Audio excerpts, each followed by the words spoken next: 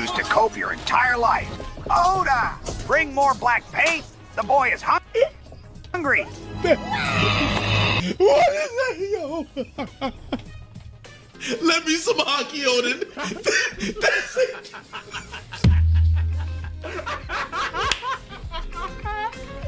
Face Lucci. This is face. Just no. Oh my god, this shit is so fucking good.